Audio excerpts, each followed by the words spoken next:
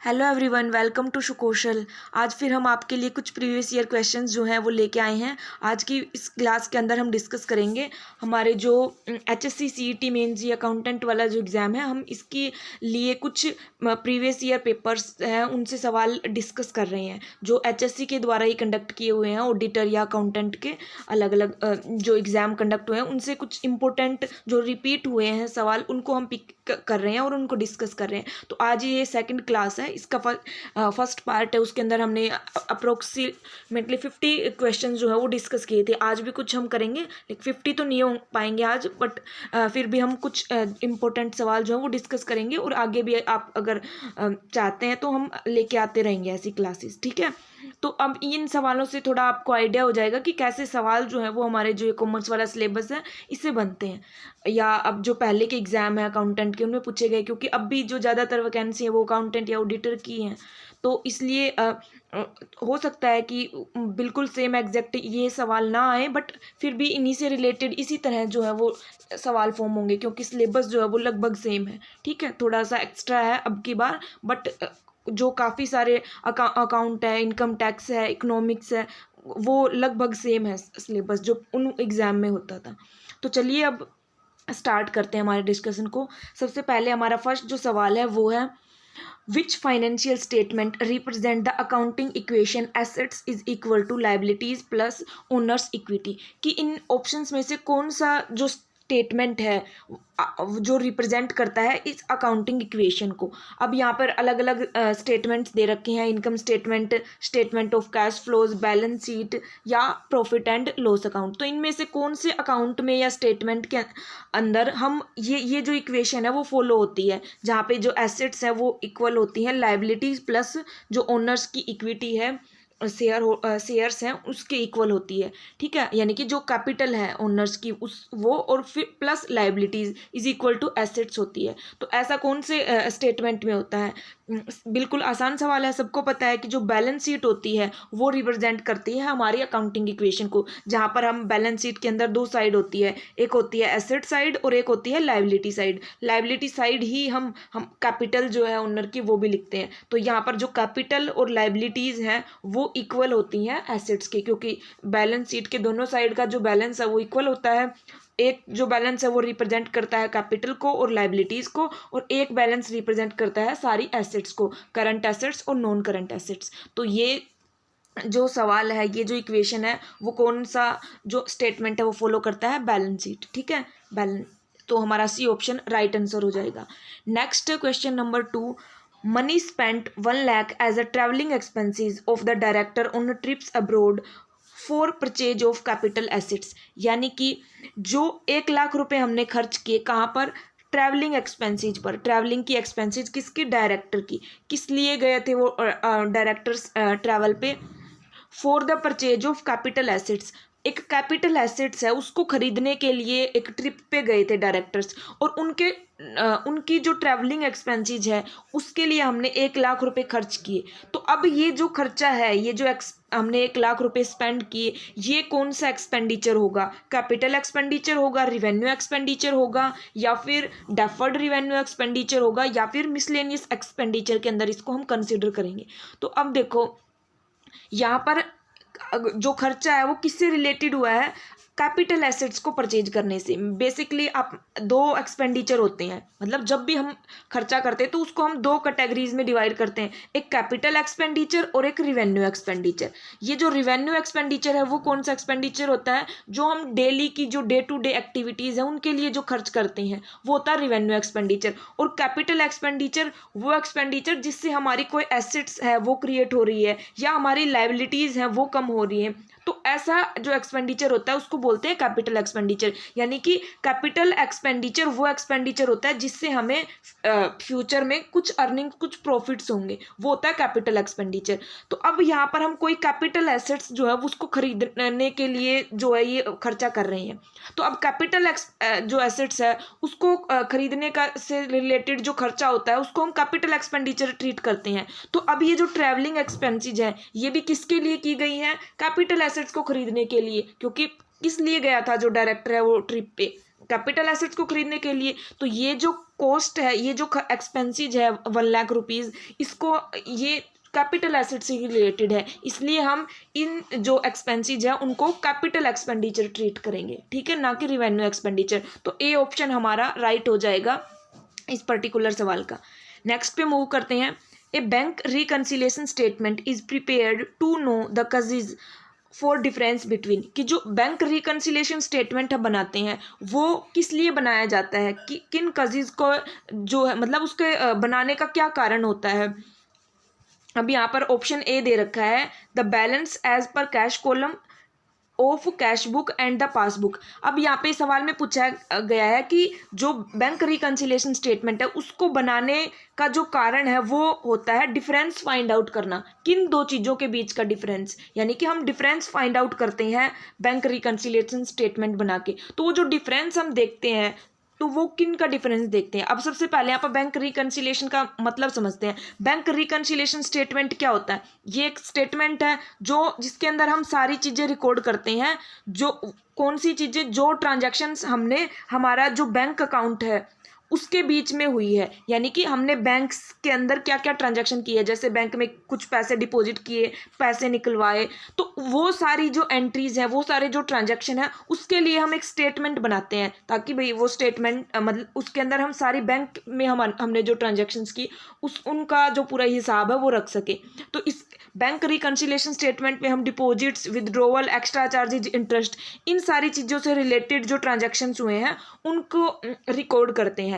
और ये जो बैंक रिकंसिलिएशन स्टेटमेंट है इसके अंदर मतलब इसका मेन जो पर्पज है वो होता है हमारा जो इसके अंदर एक बैंक कॉलम बनाते हैं और एक मतलब इसके अंदर बैंक कॉलम होता है और एक हमारी कैश बुक होती है। कैश बुक यानी कि जिसके अंदर हम कैश से रिलेटेड ट्रांजैक्शन लिखते हैं। तो ये जो कैश बुक होती है इस कैश बुक में भी हम एक बैंक कॉलम बनाते हैं और एक कैश कॉलम बनाते हैं, यानी कि बैंक से रिलेटेड जो ट्रांजैक्शंस हैं वो लिखते हैं इसके अंदर। तो अब ये जो बैंक रिकंसिलिएशन स्टेटमेंट है ये बनाया जाता है डिफरेंस फाइंड आउट करने के लिए between balance as per bank column of the cash book, यानी कि हमारी जो कैश बुक है उस कैश बुक में एक कैश कॉलम है, एक बैंक कॉलम। इस बैंक कॉलम के अंदर हम बैंक में जो जो भी हमने ट्रांजैक्शंस किए हैं उनको रिकॉर्ड करते हैं कि बैंक से कितने निकलवाए पैसे, बैंक में कितने जमा किए, वो सारी चीज़ें। तो इस बैंक के कॉलम में जो हमने एंट्रीज की हैं वो, और जो हमारी पासबुक है यानी कि जो बैंक ऐसे ट्रांजैक्शंस की जो रिकॉर्ड बैंक रखता है, पासबुक होती है ना हमारी बैंक की, उस पासबुक के अंदर जो हमने इंफॉर्मेशन जो लिखी हुई है, जो ट्रांजैक्शंस रिकॉर्ड किया, उन दोनों के बीच का जो डिफरेंस है उसके कारण को फाइंड आउट करने के लिए बैंक रिकंसिलिएशन स्टेटमेंट बनाया जाता है। तो अब हम ऑप्शंस पे आते हैं। तो यहाँ पर सब ए ऑप्शन बोल रहा है कि जो बैलेंस है as per cash column of cash book और पासबुक, उस उनके बीच का जो डिफरेंस है उसको फाइंड आउट करने के लिए हम बनाते हैं। तो क्या ऐसा है, कैश बुक जो है उसके अंदर कैश कॉलम का बैंक के साथ तो कोई रिलेशन नहीं हुआ, क्योंकि कैश कॉलम और बैंक कॉलम दो बनाते हैं हम पासबुक उसमें कैश बुक में। तो कैश तो यानी कि कैश में जो ट्रांजैक्शन हुए उनको रिकॉर्ड करते हैं, लेकिन बैंक रिकंसिलिएशन स्टेटमेंट तो बैंक से में क्या क्या ट्रांजैक्शंस किए हमने, ठीक है, उनसे रिलेटेड है। तो ए ऑप्शन जो है वो गलत हो जाएगा। फिर बात करते हैं बी की, the balance as per bank column of cash book, यानी कि कैश बुक का बैंक कॉलम और हमारी जो पासबुक है वो, उनके बीच का डिफरेंस फाइंड आउट करने के लिए। तो ये ऑप्शन जो है वो सही जा रहा है, क्योंकि हमने अभी देखा कि बैंक रिकंसिलिएशन स्टेटमेंट अब बनाते हैं कॉजेज फाइंड आउट करने के लिए difference between bank column of cash book, यानी कि कैश बुक जो है उसका बैंक कॉलम और हमारी जो पासबुक है उनके बीच के डिफरेंस का कारण फाइंड आउट करने के लिए। तो बी ऑप्शन हमारा राइट आंसर हो जाएगा इस सवाल का। मूव करते हैं नेक्स्ट पे। Present liability of uncertain amount which can be measured reliably by using substantial degree of estimation is termed as, यानी कि एक present liability of uncertain amount, यानी कि हमें सर्टेनिटी नहीं है कि वो अमाउंट कितनी होगी, लेकिन प्रेजेंट में वो लाइबिलिटी है हमारी, ठीक है, मतलब अपना दायित्व है, लाइबिलिटी है, जो हम विच कैन बी मेजर्ड रिलायबली, जिसको हम रिलायबली यानी कि एक तरह से उसको मेज़र कर सकते हैं, पता लगा सकते हैं कि वो कितनी होगी, लेकिन एग्जैक्ट पता नहीं लगा सकते क्योंकि वो अमाउंट जो वो अनसर्टेन होती है। यानी कि हमारी इन फ्यूचर में होने वाली एक लायबिलिटी है जिसको हम रिलायबली मेजर कर सकते हैं, माप सकते हैं कुछ डिग्री तक, एक तरह से थोड़ा सा अंदाजा सा लगा सकते हैं, उसको क्या बोलते हैं, लायबिलिटी, कंटीजेंट लायबिलिटी, प्रोविजन या फिर कंटीजेंट एसेट्स। तो अब देखो लायबिलिटी की बात कर रहे हैं तो एसेट्स तो हो नहीं सकती, ठीक है। यहाँ पर बोला सिंपल लायबिलिटी, तो सिंपल लायबिलिटी नहीं है। अगर सिंपल लायबिलिटी होती तो एग्जैक्ट पता हो सकता उसका, लेकिन यहाँ पर बात कर रहे हैं कि प्रेजेंट लायबिलिटी, लेकिन अनसर्टेन अमाउंट हमें एग्जैक्ट सर्टेनिटी नहीं पता, सिर्फ हम उसको रिलायबली मेजर कर सकते हैं। फिर बचे प्रोविजन और कंटीजेंट लायबिलिटी। अब देखो कंटीजेंट लायबिलिटी क्या होती है, कंटीजेंट लायबिलिटी वो होती है कि एक मतलब इन फ्यूचर में वो एकदम से हमारे पास आ भी सकती है और नहीं भी आ सकती, ठीक है। जैसे कि कोर्ट में कोई केस चल रहा है, अगर वो केस हम हार जाते हैं तो वो जो भी हमें पे करना पड़ेगा डैमेज, यानी कि वो हमारी कंटीजेंट लायबिलिटी हो सकती है। वो लायबिलिटी हो भी सकती है, नहीं भी हो सकती। लेकिन यहाँ पर बात बोल रहे हैं कि प्रेजेंट लायबिलिटी है, यानी कि लायबिलिटी तो वो है, लेकिन बस अमाउंट हमें नहीं पता कि कितनी होगी।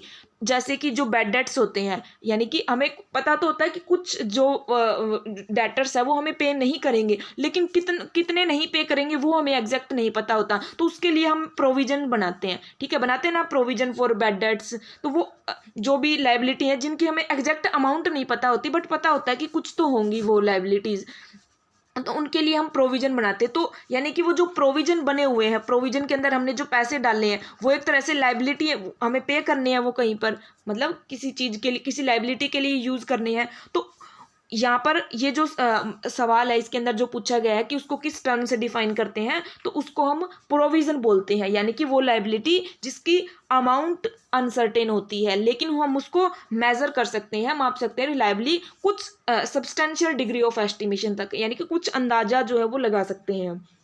तो इस सवाल का राइट आंसर हो जाएगा बी ऑप्शन। नेक्स्ट पे मूव करते हैं। Cash book is a type of dash but treated as a dash of accounts, यानी कि कैश बुक किस तरह की बुक है और हम उसको ट्रीट किस तरह की बुक करते हैं, यानी कि कैश बुक एक सब्सिडरी बुक है या एक प्रिंसिपल बुक है। तो अब देखो जो कैश बुक होती है हमारी, कैश बुक यानी कि जिसके अंदर हम कैश से रिलेटेड ट्रांजैक्शंस करते हैं, मतलब रिकॉर्ड करते हैं कि कैश में हमारे जो है वो क्या, हमने कितना कैश कहाँ पे कहाँ यूज किया उसके लिए।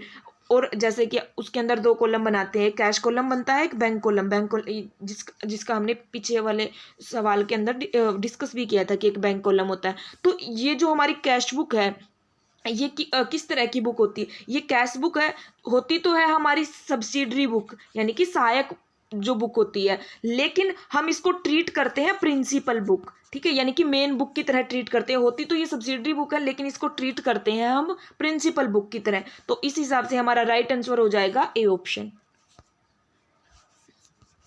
नेक्स्ट है accounting standard in India are issued by, जो अकाउंटिंग स्टैंडर्ड है जो हम AS1 AS2 ये पढ़ते हैं, ये किसके द्वारा इशू किए गए हैं इंडिया में।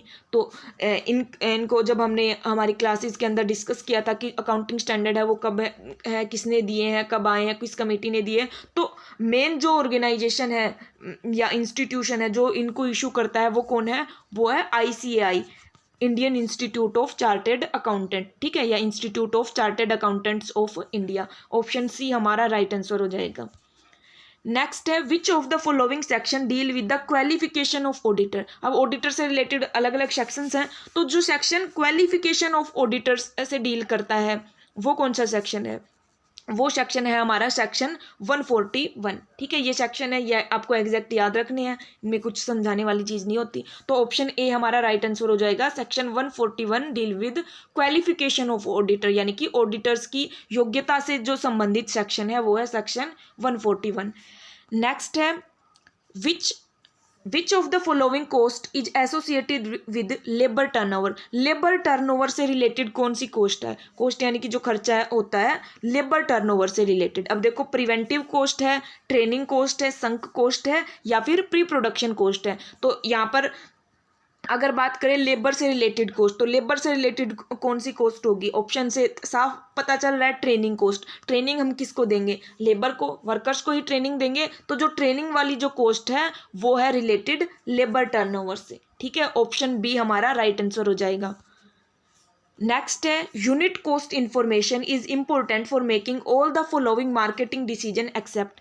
अब यहाँ पे बोला यूनिट कॉस्ट, यूनिट कॉस्ट यानी कि एक यूनिट बनाने की कॉस्ट, एक कोई प्रोडक्ट है उसकी एक यूनिट बनाने का क्या खर्चा आएगा, क्या कॉस्ट होगी, वो इन्फॉर्मेशन कि एक यूनिट को बनाने का कितना खर्चा आया, वो जो इन्फॉर्मेशन है, यूनिट कॉस्ट इन्फॉर्मेशन है, वो इंपॉर्टेंट होती है, जरूरी होती है किसके लिए, मार्केटिंग डिसीजन के लिए। ठीक है, हमें मार्केटिंग से रिलेटेड अलग अलग डिसीजन लेने पड़ते हैं बिजनेस में, तो उन डिसीजंस के लिए हमें यूनिट कॉस्ट इन्फॉर्मेशन जो है उसकी ज़रूरत होती है। लेकिन कुछ अब मार्केटिंग के अलग अलग डिसीजन होते हैं, लेकिन यहाँ पर हमसे सवाल में पूछा गया कि ऐसा कौन सा मार्केटिंग डिसीजन है जिसमें हमें यूनिट कॉस्ट इन्फॉर्मेशन की ज़रूरत नहीं होती। ठीक है, यानी कि ये इन्फॉर्मेशन हमारे लिए इम्पोर्टेंट नहीं होती, वो कौन सा मार्केटिंग डिसीजन है यहाँ पर इस सवाल में पूछा गया है। तो ऑप्शन ए है determining the selling price of a product, यानी कि एक प्रोडक्ट का सेलिंग प्राइस डिसाइड करने के लिए, तो किसी भी प्रोडक्ट को हम कितने प्राइस पे बेचेंगे ये चीज़ पता लगाने के लिए, ये चीज़ एक तरह से फिक्स करने के लिए उसका सेलिंग प्राइस, क्या हमें यूनिट कॉस्ट की ज़रूरत होगी या नहीं होगी,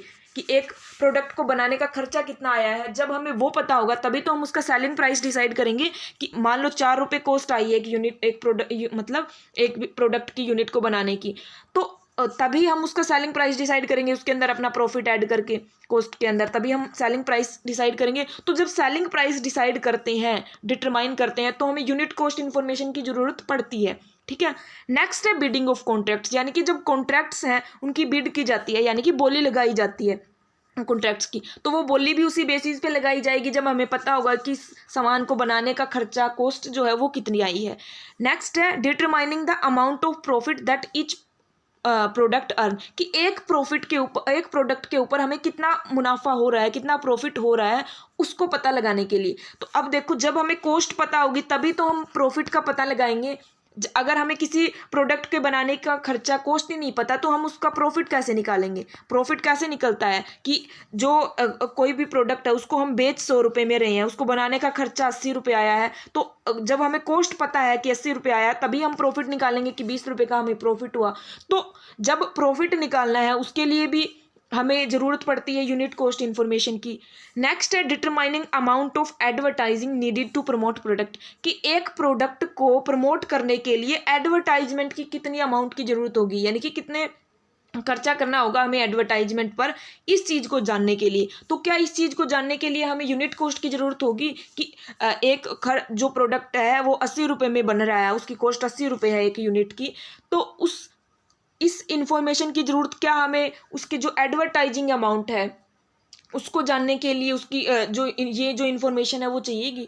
ऐसा तो कोई लिंक नहीं होता कि एडवर्टाइजमेंट है तो वो तो डिपेंड करती है कि हमें हमारा जो प्रोडक्ट है वो कितना, मतलब मार्केट में कितना उसके बारे में अवेयरनेस है, कितना हमें एडवर्टाइजमेंट करने की ज़रूरत है, तो वो तो एक अलग डिसीजन है। उसके अंदर ये जो यूनिट कॉस्ट इन्फॉर्मेशन है उसकी ज़रूरत नहीं पड़ती। ठीक है, वो इंपॉर्टेंट नहीं होती। तो इस हिसाब से हमारा राइट आंसर हो जाएगा ऑप्शन नंबर सी, कि जो अमाउंट ऑफ एडवर्टाइजमेंट है जो हमें ज़रूरत होगी प्रोडक्ट को प्रमोट करने के लिए, उस मार्केटिंग डिसीजन में हमें यूनिट कॉस्ट इन्फॉर्मेशन जो है उसकी ज़रूरत नहीं पड़ती, वो इम्पोर्टेंट नहीं होती, बाकी तीनों में होती है।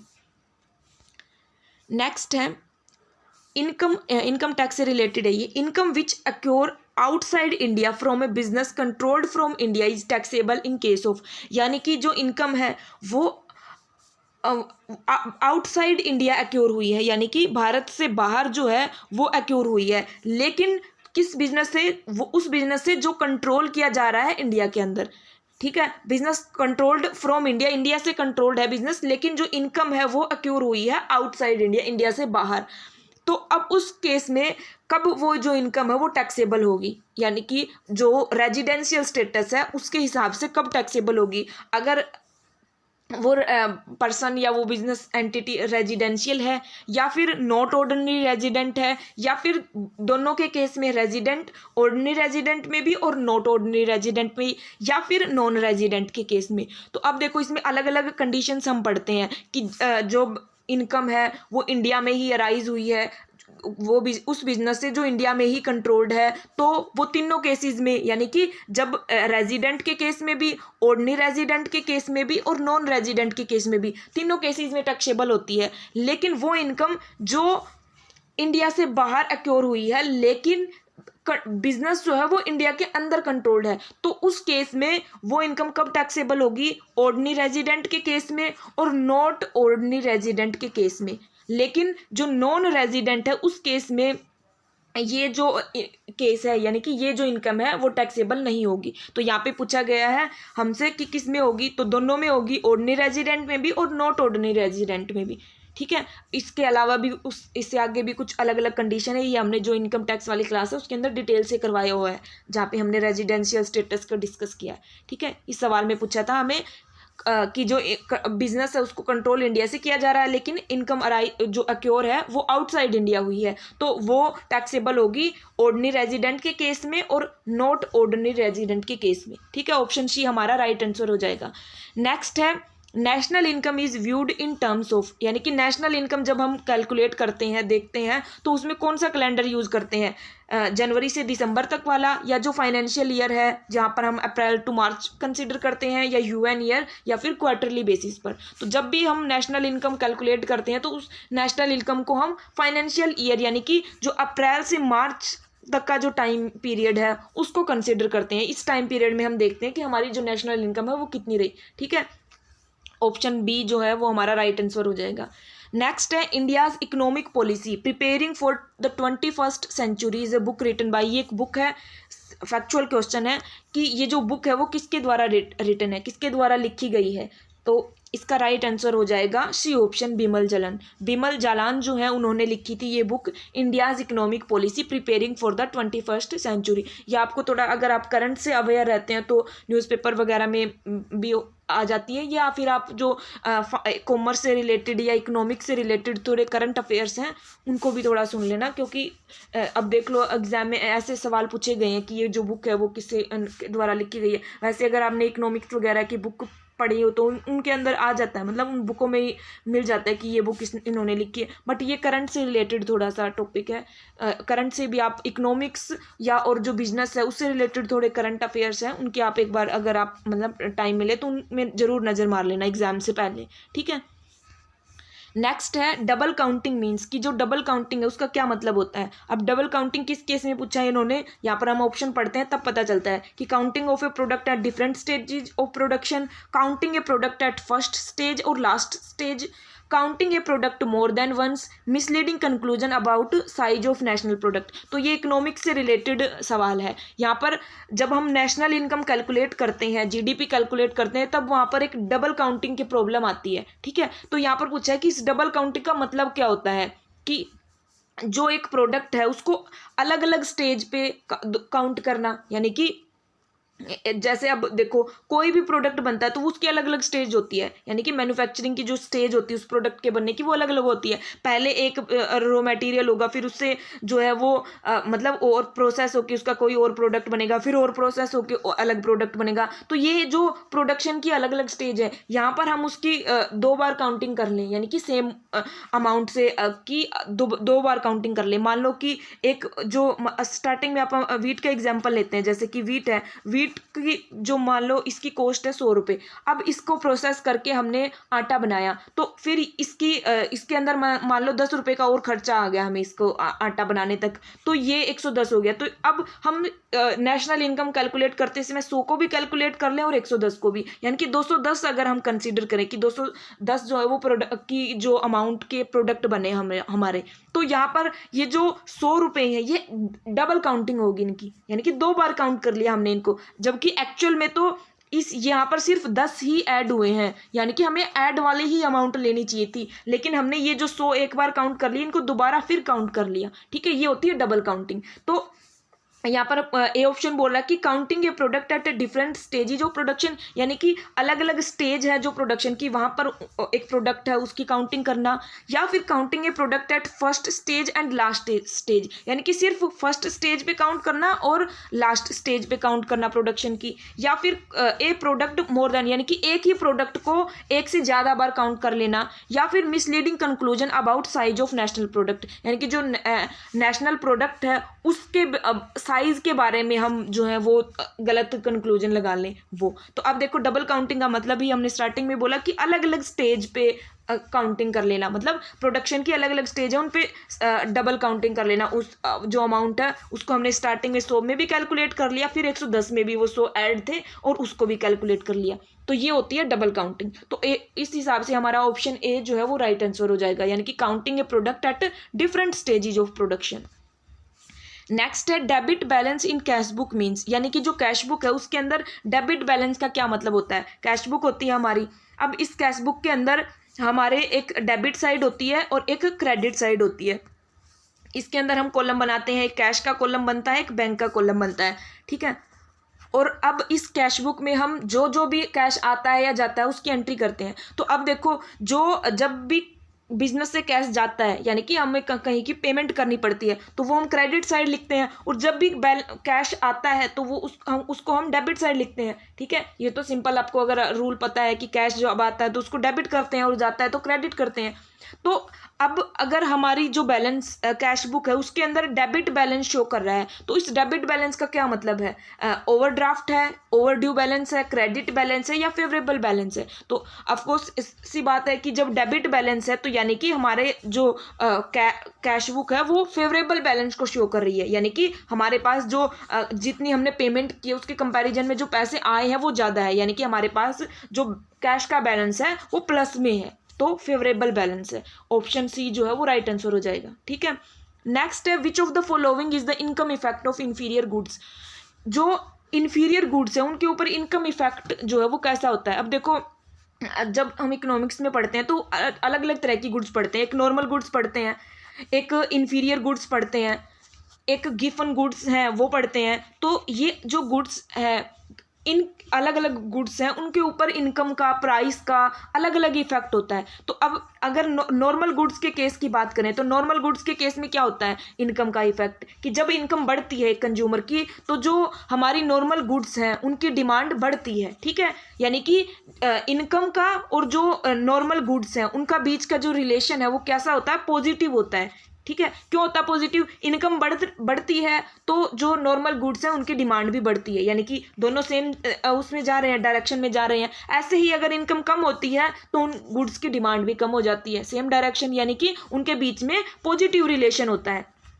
लेकिन अगर बात करें इंफीरियर गुड्स की तो इंफीरियर गुड्स और इनकम के बीच में नेगेटिव रिलेशन होता है। क्यों, क्योंकि जैसे एक कंज्यूमर की इनकम बढ़ती है तो वैसे ही वो इंफीरियर गुड्स जो है उनकी जो डिमांड है या उनका जो कंजप्शन है वो कम कर देता है। तो जैसे इनकम बढ़ती है इनकी डिमांड जो है वो कम हो जाती है, तो इनके बीच में कैसा रिलेशन हुआ, नेगेटिव रिलेशन। बी ऑप्शन हमारा राइट आंसर हो जाएगा, ठीक है। तो ये थे कुछ सवाल, आई होप कि आपको पसंद आए होंगे। अगर आप चाहते हैं कि आगे भी कंटिन्यू करें तो कमेंट सेक्शन में ज़रूर बताएं, ठीक है। मिलते हैं फिर नेक्स्ट क्लास में। Thanks for watching.